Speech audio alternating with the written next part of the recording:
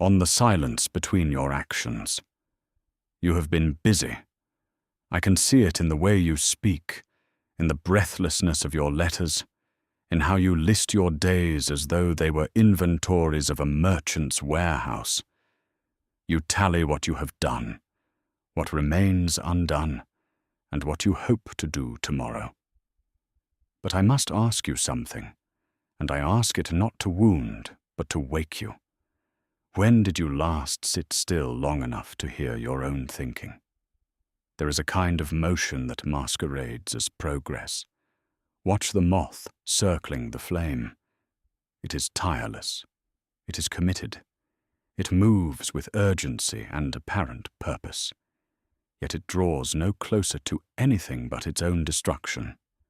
I fear that much of what we call a full life is little more than this frantic orbiting. We fill every hour because the silence frightens us, because in the gap between one task and the next, we might catch a glimpse of the question we have been outrunning. Does any of this matter? You must stop running long enough to face that question. The answer, I promise you, is less terrifying than the flight. Consider the potter at the wheel. There is a moment after the clay has been centered and the walls begin to rise, when the hands must do almost nothing. The slightest pressure, the gentlest guidance, and the vessel finds its form. But if the potter forces, if the hands grip and push without pause, the clay collapses. It is not the effort that shapes the bowl. It is the restraint between efforts. Your life is no different. You need intervals of quiet, not because rest is pleasant, though it may be, but because without stillness, you cannot feel whether the shape of your days is true. You are shaping something whether you attend to it or not. The question is whether you will shape it with awareness or merely with momentum. I know you will tell me you have responsibilities, that there are people who depend on you, obligations that cannot wait, a world that demands your constant attention. I do not doubt it. But tell me, does the field become more fertile because the farmer never leaves it?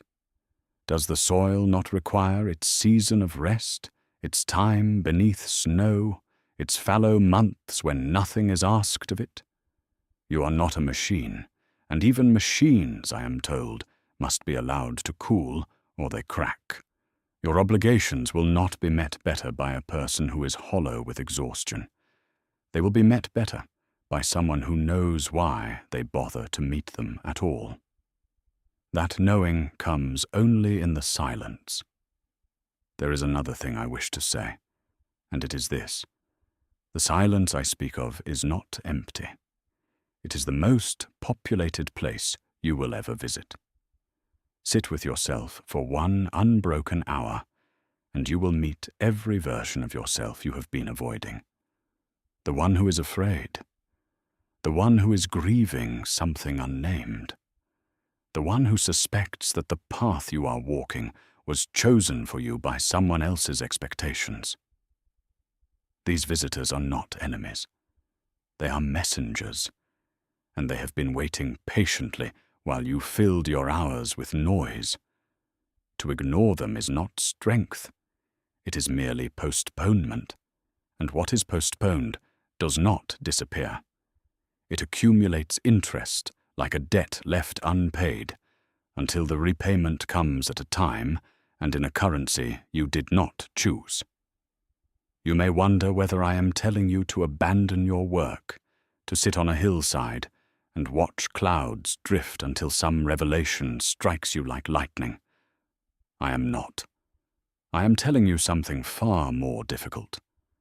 I am telling you to work and also to pause, to act, and then to examine the action, to speak, and then to listen to what you have said.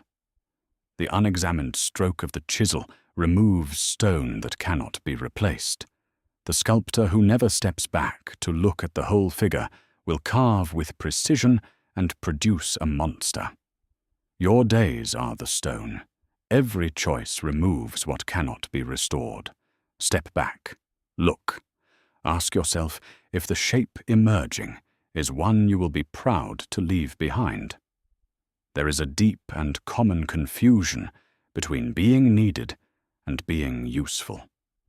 You may fill every hour answering the demands of others and feel at the end that you have lived a life of great service. But service without discernment is slavery wearing a noble mask.